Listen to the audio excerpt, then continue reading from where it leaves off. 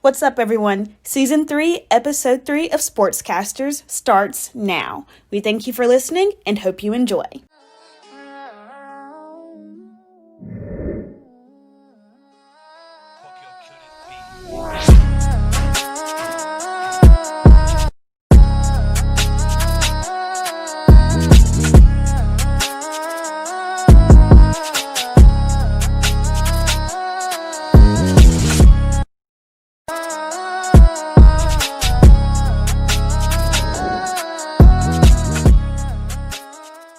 What's up, everybody? Welcome to Season 3, Episode 3 of SportsCasters. I'm your co-host, Michaela Evans. Today, I'm here with our lovely host, Leah Santos. We have our founder, Chris Halls Jr., and our sports analyst, Sterling Harris. We also have 3 special guests here with us today. We have Jayden Simmons, we have Jalen Smith, and his little brother, Jordan Smith, who is an amazing athlete. He has 1,413 all-purpose yards. He has 695 receiving yards, 46 receptions, 11 touchdowns in 7 games, 3 interceptions, and 7 tackles, and he is a Ridgeview High School student. So we are super excited to have him here today and our other special guests. So what's up, everybody? Yeah. So we are going to hop in, and we're going to start this thing called Too Early, Too Soon. Write that down! When it comes to NBA and our postseason takes on those. So I'm going to let y'all sound off on that. I see back-to-back, honestly. The only reason why I see that is because at the end of the day, we know what the Lakers are capable of, and we know at the end of the day, 9 times out of 10, me personally seeing into the finals, I see it being the Lakers versus the Nets, or it could possibly be the Lakers versus the Bucks. It's kind of like a tie between the Bucks and the Sixers. I don't know, something about the Celtics, they haven't proven anything to me as far as getting to the finals. But something about the Sixers, Nets, and the Bucks versus the Lakers. I don't see anyone really competing against the Lakers other than maybe the Nuggets. But other than that, those are pretty much what I see. But I see it back to back for the Lakers. I'd say that the Lakers are the favorites so far. Like, they've had a definitely strong offseason. They got a lot better, adding in Schroeder, Harrell. They got rid of Danny Green, who was stinking it up in the playoffs. But yeah, I definitely think that they got a stronger roster top to bottom. You see Taylor Horton-Tucker balling in preseason, so he might get some burn getting into the season. I don't really know about Eastern favorites yet, because I'm still not sold on Milwaukee. Like, I don't know. They're interesting. Like, they tried to go all in, get Drew Holiday, try to build a team around Giannis, but they short sell in the playoffs a lot. And then I don't know about Philly either, because they haven't even made a conference finals together yet. So I'd say the Lakers are the favorites, but it's definitely going to be an interesting season. I think it's going to be one for the taking, at least in the East. West, I think that's locked up. Anything?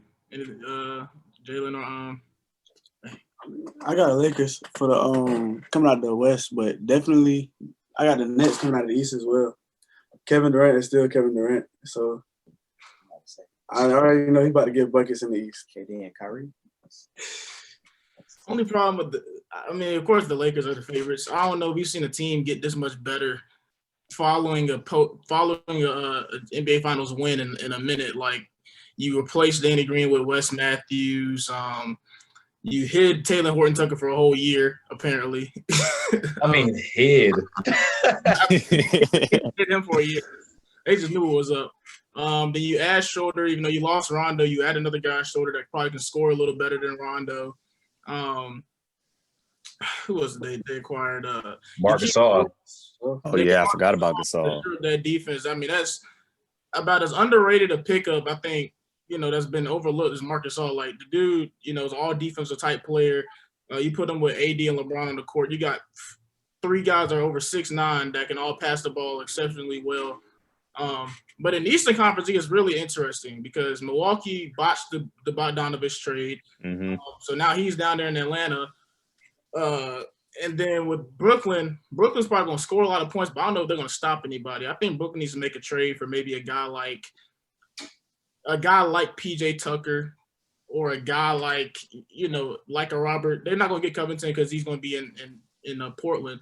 But a guy like PJ Tucker, just a rough defensive guy that can, help perimeter, defense and hit threes. They need another guy like that. They're going to score a lot, but I don't know if they're going to stop anybody. And that's going to be a problem when they run against teams like Miami or even Boston. Because even though Boston didn't, have a big offseason, they got nothing for Hayward. They picked up a big in Tristan Thompson that can help rim protect. And they also picked up, Peyton Pritchard in the draft, who I think would be an underrated, guard coming off the bench for him. So Sterling, I guess my question is, that's a good point that you pick up, kind of bringing in a defender. So who do you see, or who would you want the Nets to get rid of to get PJ, or to make a reasonable trade? I don't really know. Like, I think they can. I don't know, because at this point, I kind of feel like you can just go ahead and sign somebody. Like, just go sign Iman Shumpert. He's sitting at home. Yeah, just like he's literally just sitting at home. You can, instead of having to give anything up, just sign Iman Shumpert. He can give you all of that. He's still playing. God, I mean, he's not on the team. Like, that'd be the cheapest and best move you could probably make. Just go pick up Iman Shumpert off the side of the street, and he can fill that void for you. Like, I think he could probably still play some basketball. Yeah, for sure. The last couple of years, but I'm sure he's probably in great shape and can still play. This is our topic, but what happened to was Mike Beasley? What happened to him? I mean, I think he's had some rough years just over the past. He was in the G League at one point. Yeah.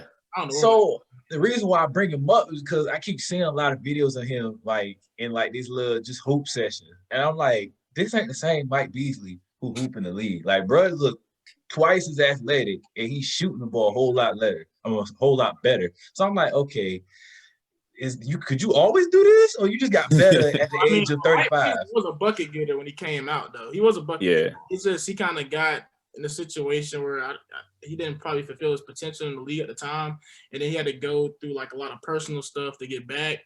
But that's why I was like, just if you're the Nets, if you don't trade nothing, you're not going to trade for Harden. Just sign Iman Shumpert. I mean, you're going to put up points. You got Joe Harris, KD, Kyrie, LeVert, Dinwiddie. You're going to score. So you wouldn't give up none of, I guess, I wouldn't call Dinwiddie a backup. Well, I guess he is a backup. You wouldn't give up Dinwiddie for PJ? Ooh, no. Substituting offense for a whole lot of defense and questionable, just corner threes, basically, if he's on. But the thing is, like, y'all sleeping on. I think we're sleeping on Philly a little bit in the East. Like, they signed they got Del Curry in the trade. I'm not Del, Seth. Yeah. They got Seth Curry in the trade, but Seth Curry he shoots better from three than his brother does. Yeah. Like, he's a sniper, and they got Danny Green, who I know y'all hate, but Danny Green still is probably one of the most reliable perimeter defenders, at least. And if he's on too. And you put them around, Ben Simmons and Embiid, and they drafted Tyrese Maxey. So they got nothing to go get a bucket. Like, Philly defensively should be really good, and offensively should be very efficient. And don't forget, bringing in Doc Rivers. When Tobias Harris last played with Doc Rivers, he was averaging like 24 points on 49%. So who knows? You think he'll still score that even with the other offensive talent or other shooting talent that's on that team now? I think it opens it up for him. I think last year, them losing Redick and them losing, adding Josh Richardson and losing a bunch of guys that was scorers, it kind of made it tight for him. Now you add in a guy like Seth Curry and Danny Green and Tyrese Maxey, it can probably open up the floor for Tobias a whole lot better, and he can get more comfortable. I think last year was very uncomfortable having to be a primary scorer. I don't think that was never his role. Right. That's what he was good at. So. All right, y'all, we're going to switch it over to the next topic. So, in considering the NCAA and football, a lot of times when it's a good athlete in college football, they tend to want to opt out and go right into the NFL, but we're talking about college sophomores. So, what do you guys think about them wanting to have the opportunity to opt into the NFL draft? So, Jordan, I'm going to kind of break this down for you, put it this way, man. So, let's say, because you're a senior, correct? Yep. So let's say literally in 2 years, you have the possibility of going to the NFL draft. Do you see yourself, and you could be real, you can be honest with yourself, but do you really see yourself going into the NFL 2 years from now, given however your body might change or however, school you might go to, whatever plays out, but do you really see yourself in 2 years going into the NFL? I think so. Okay.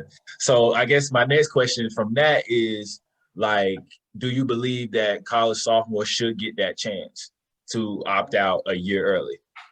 Yeah, I think so, because, like, you never know what can happen, like, the next season. So, like, it can hurt your stock if you get, like, hurt or something like that, or you get in trouble or something.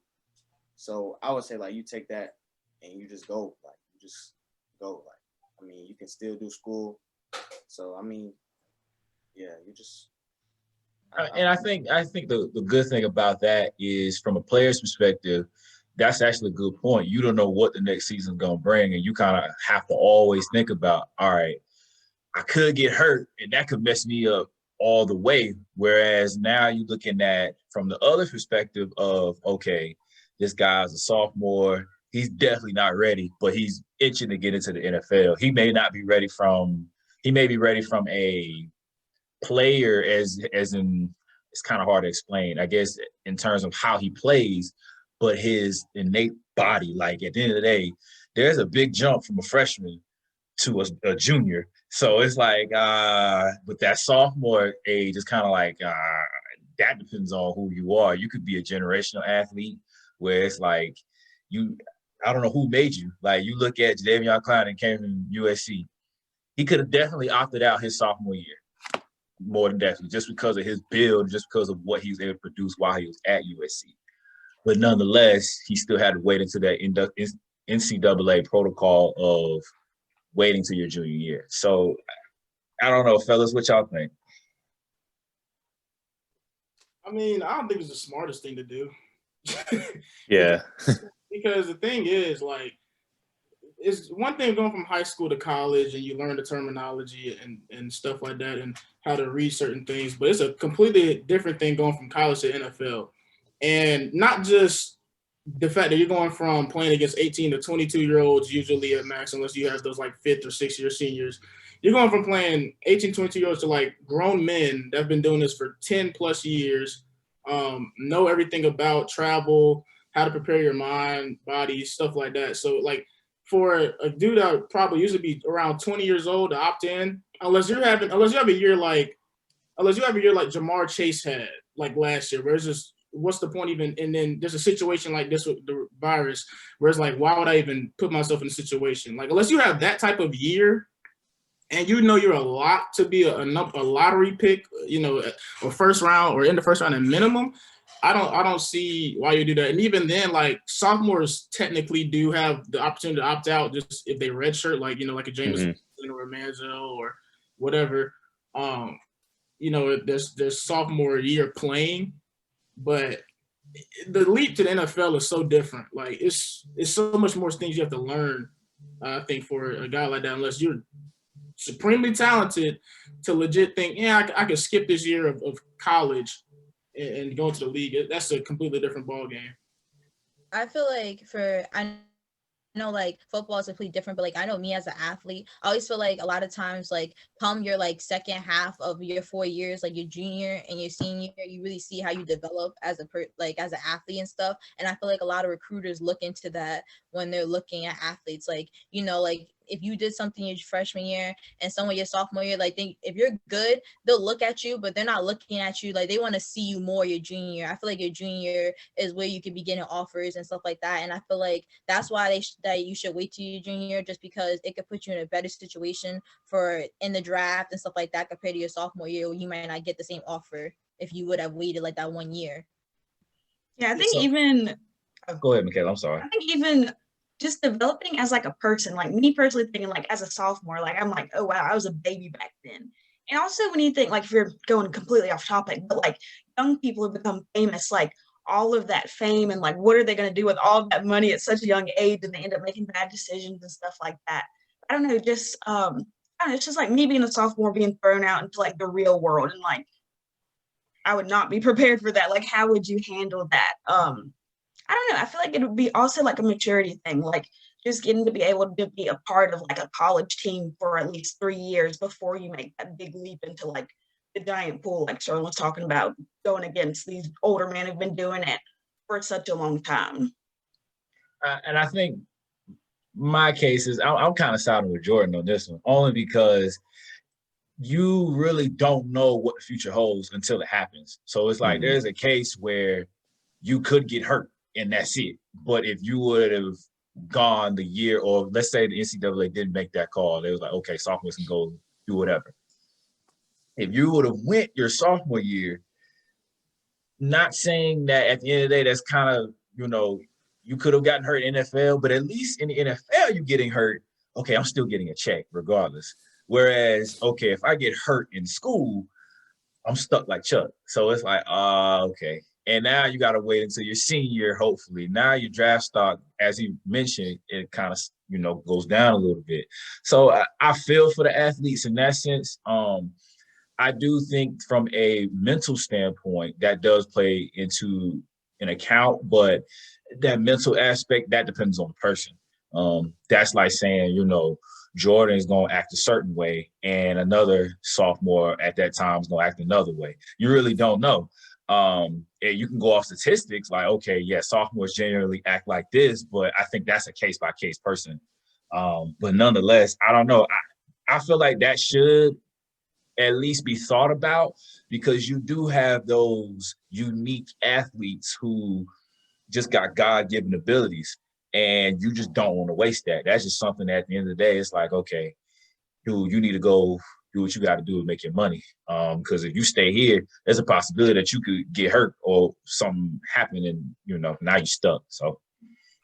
Yeah, but the only thing is, like, we're talking college football. It's like there's not that many people where you're like, oh my God, he's a freshman right now.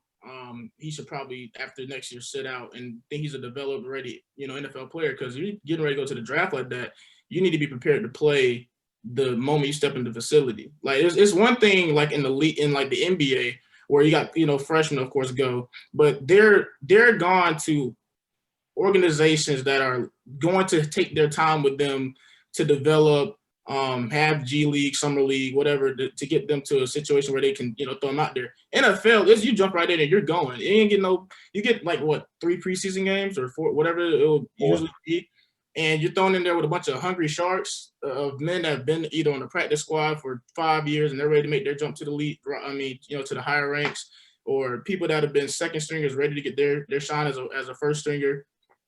Like, you got to be ready. You got to know that you're ready. Even with a dude like, Chase Young, who knew who Chase Young was really up until last year? No, are you comparing Chase Young as a generational talent, though? Yeah, because he is a generational talent. Because just look at him in the league right now. But you wouldn't have known who he was last year when you got the 2 Bosa's coming out before him. And what if Chase Young thinks to himself, well, I mean, I'm really good and everything, but, maybe I should just sit out and not make sure I can, really secure my position in the next draft. If I sit out this year and another person comes along that has an explosive, crazy season, GMs would probably look at him like, well, he played this year with his team and did this. I'd rather go with him. And then you start to fall like rapidly because everybody else has played that season where they've had film where they can show that I'm better than you, as opposed to you think, unless you're Jamar Chase from this past year. Like, Jamar Chase was just an exceptional. That's a different thing. Like what Jamar Chase did last year, him opting out made all the sense in the world. But especially in a year like this with this virus. But usually you don't see sophomores. You're like, yeah, there's no point in him coming back this next year. Like that usually doesn't happen. So I know we got to get to the next topic, but I guess my last question is, you brought up a good point about referencing, college basketball going to the NBA. Some players getting a chance to play in the league, some people play in the G League. Do you see by any chance, and this is a question for everybody, do you guys see a chance where the NFL could try to implement something like that, like a G League almost? It should have been the XFL. Agreed.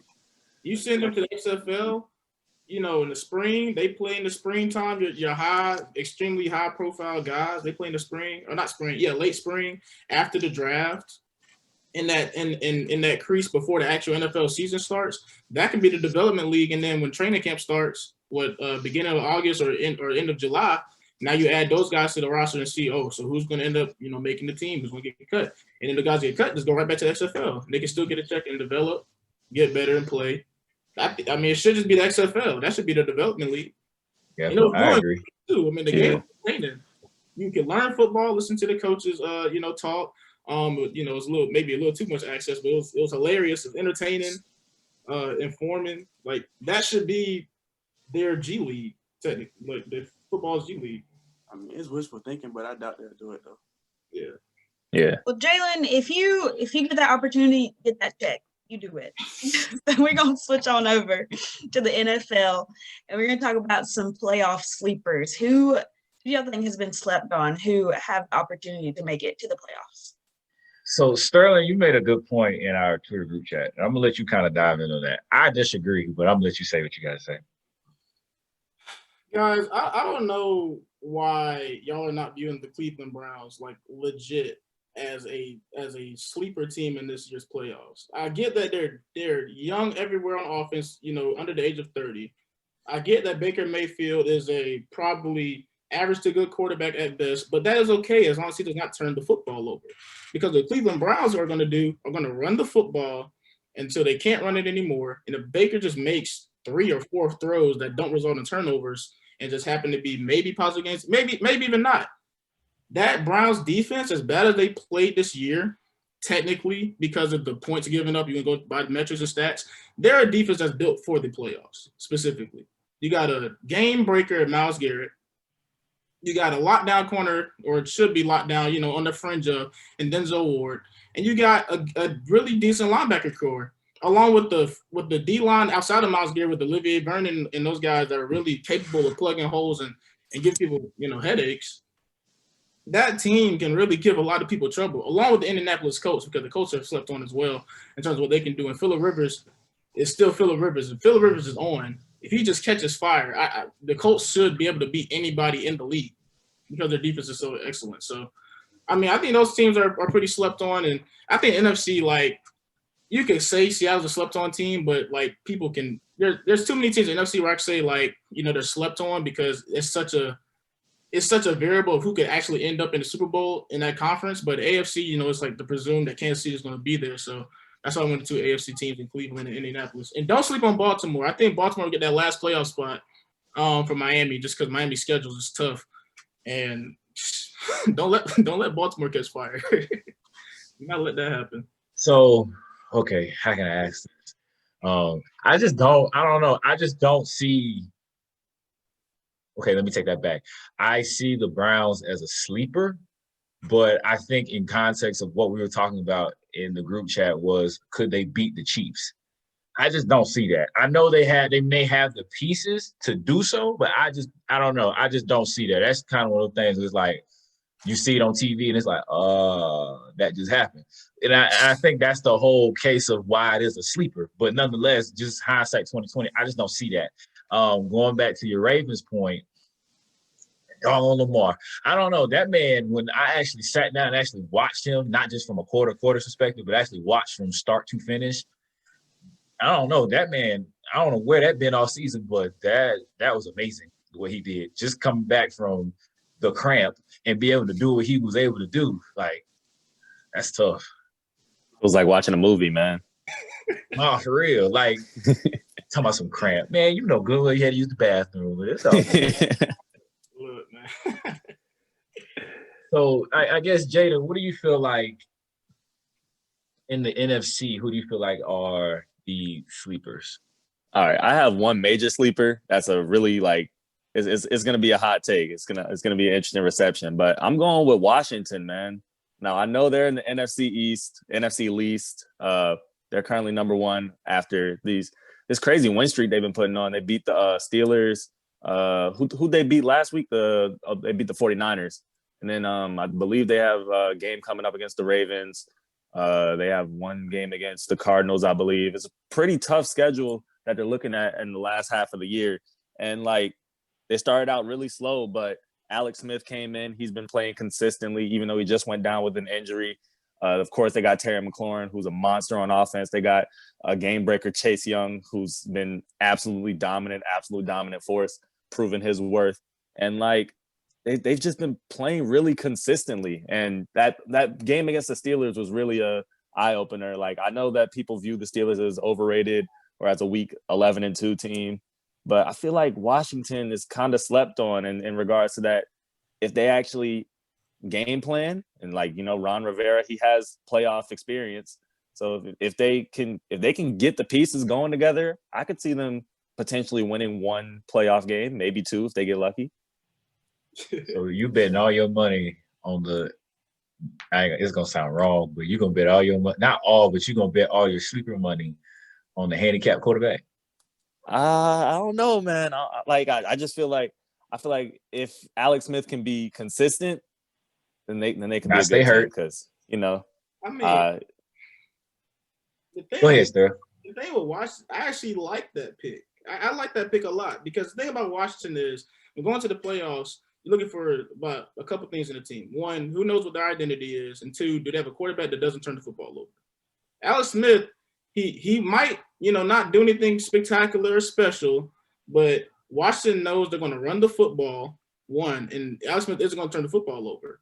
If you can do that with the dominant D-line that Washington has with Chase Young and 3 first-round picks, I think they got Deron Payne and, you know, I don't know if Ryan Kerrigan's even playing right now, but and on the back end, Washington still has the number 1 pass defense in the league. So defensively, they're stacked. All Alex Smith would have to do is either put him in field goal range 5 times, they hit 5 field goals, or score a touchdown, field goal touchdown. But I don't know. Washington's defense has the potential to limit a team to 14 points, and all Alex Smith got to get is 15. I mean, that's it. They are scary in that right on defense, and they make plays. Like I like that a lot. Washington, you know, in that situation, especially with a guy like, let's say Washington runs into the Bucks or something like that. I don't know if that would happen because of just how divisional and wild card standings work, but they could run into the Bucks. The Bucks might have to go to Washington because they won the division. Tom Brady's a stationary quarterback. You telling me Washington can't pin their ears back with the number 1 pass defense in the league and not get out that game? I think they could do it. They could end up making it happen.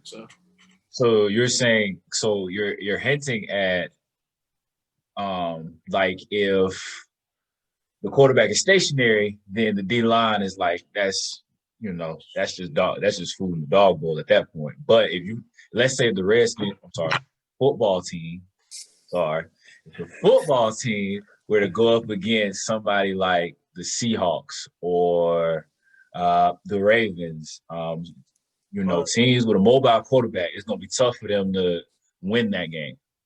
Nah, because they got Chase Young and them boys out there. Like Washington's D-line is getting to the point where you want to call them special because they do have picks up there, and they got Sweat. He can move. Oh, Montez Sweat is a beast. They got Montez Sweat. They got Chase on the other side. If Ryan Kerrigan, I wish I knew Ryan Kerrigan was playing, but Ryan Kerrigan is still very, very good, and they still have the number 1. Everybody just look over. They have the number 1 pass defense in the league.